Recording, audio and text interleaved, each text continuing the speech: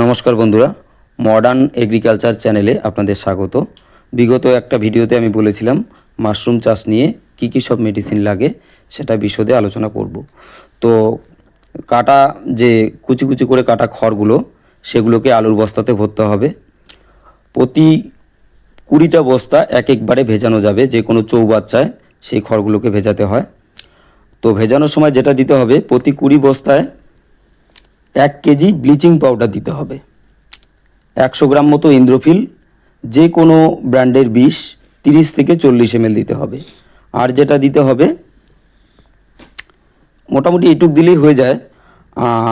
তো এরপর খড়গুলো ভেজানো আজকে সকালবেলা ভেজালে পরের দিন সকালবেলা তুলতে হবে। খড়টাকে তোলার পর আবারও একদিন রাখতে হবে। মানে হচ্ছে আজকে ভেজালেন, কালকে খড়টাকে তুললেন সকালবেলা, তোলার পরে তার পরের দিন সেই খড়টাকে দিয়ে কাজ করা যাবে। খড়গুলো মানে আর কি জলটা যাতে নুয়ে যায় আর কি, বের হয়ে যায়, সেই জন্য একদিন রাখতে হবে।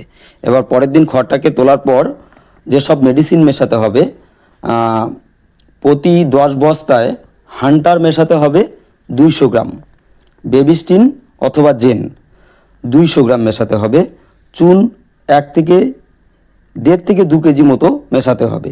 আর যে কোনো ব্র্যান্ডের বিষ 30 থেকে 40 ml দিতে হবে ওই 10 বস্তা খড়ের মধ্যে। আর যেটা দিতে হবে সেটা হচ্ছে ট্যাগস্টিন 100 গ্রাম। এই করে খড়টাকে মেশানোর পর ওই প্লাস্টিকের যে পিপিগুলো হয় সেগুলোতে প্রথমে কিছুটা খড় ভরতে হবে। ভরার পর বীজটাকে দিতে হবে, মাশরুমের যে বীজ, তারপরে আবারও খড় দিতে হবে, আবারও বীজ দিতে হবে। এই করে আবারও খড় দিবেন। বীজ দেওয়ার পর প্যাকেটের মাথাটা ভালো করে মুড়িয়ে বাঁধিয়ে ঝুলিয়ে দিতে হবে। তো আজ এ পর্যন্তই বন্ধুরা, আপনারা সবাই ভালো থাকবেন, সুস্থ থাকবেন।